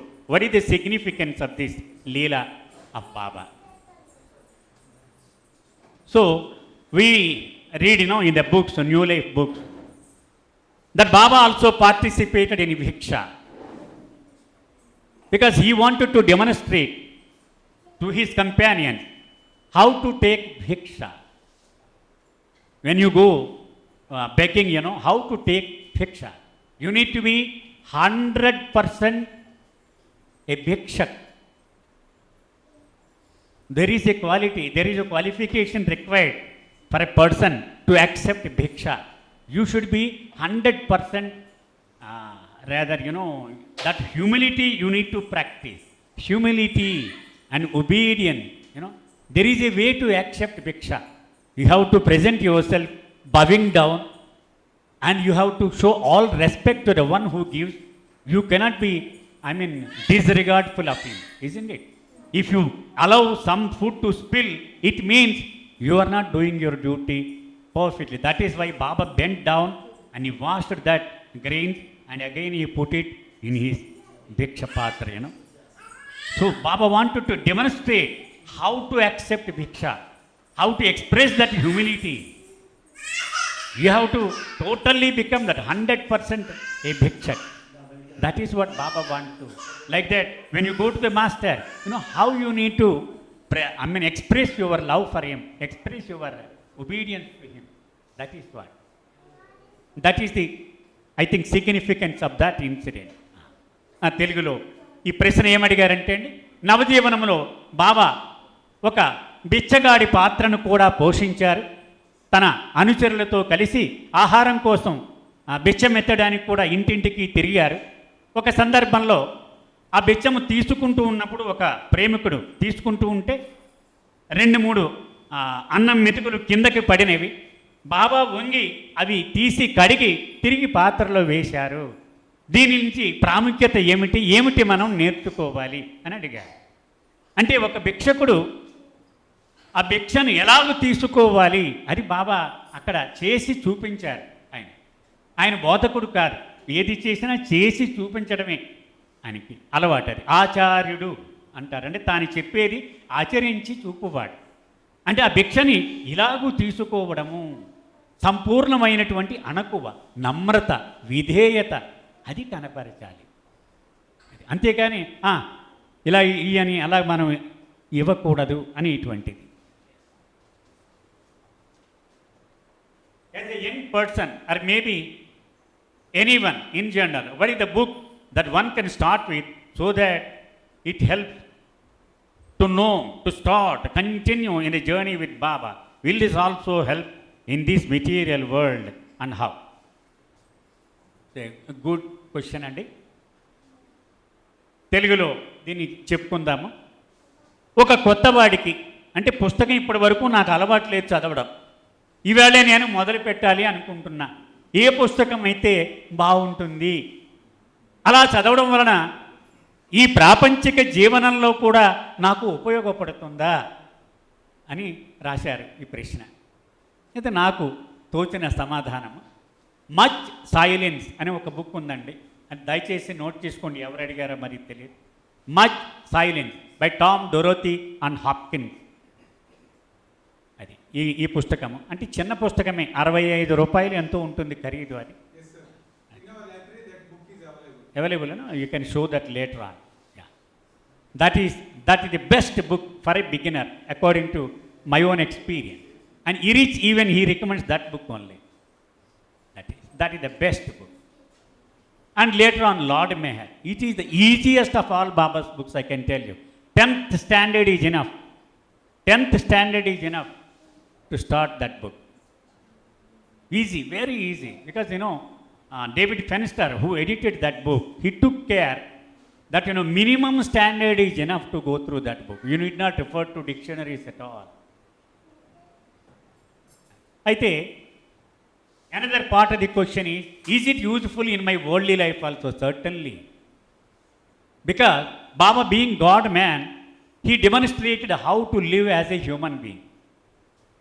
And Baba also said that the most difficult thing in spirituality is to be perfectly human. So you will be knowing how to be perfectly human. If you just gauge yourself against that, you will know where you are and what you need to become. So that is always useful, Baba's books are always useful in our material life and worldly life also. ఇది తెలుగులో మీకు మనవి చేస్తాను. బాబా పుస్తకాలు చదవడం మొదలుపెట్టినప్పుడు much silence అనేటువంటి book ఉందండి. టామ్ అండ్ డొరోథీ హాప్కిన్స్ అని వాళ్ళు రాసిన బుక్. చాలా చిన్న పుస్తకం అది, 65 రూపాయలే దాని ఖరీదు. చాలా చాలా అందంగా ఉంటుంది అది. అది మొదలు పెట్టవచ్చు. తర్వాత లార్డ్ మెహర్, తెలుగులో కూడా మెహర్ ప్రభు చరిత్రము అని ఉన్నాయి. Most important thing is you have to take a determined effort. Yes, today I should not sleep without completing 1 page. లేకపోతే మనం చెయ్యలేము అది. అయితే ప్రాపంచిక జీవితంలో కూడా ఈ పుస్తక పఠనం ఉపయోగపడుతుందా? తప్పనిసరిగా. బాబా అన్నారు, అవతారుడు ఈ భూమి మీదకి వచ్చి జీవించడం మొదలుపెట్టినప్పుడు మానవుడిగా సంపూర్ణముగా జీవిస్తాడు. సో ఒక ఆదర్శవంతమైన మానవుడు ఎలా జీవించాలో జీవించి చూపెడతాడు. అవి చూస్తే మనందరికీ ఆశ్చర్యం వేస్తుంది అన్నమాట. ఓహో, నేను కూడా ఇలా బతకొచ్చు, నేను బతకలేకపోతూ ఉన్నాను అని. తప్పనిసరిగా మనందరికీ దోహదపడుతుంది. అవతార్ మెహర్ బాబాకి జై. Thank you very much sir for the opportunity and thanks Baba. జై బాబా.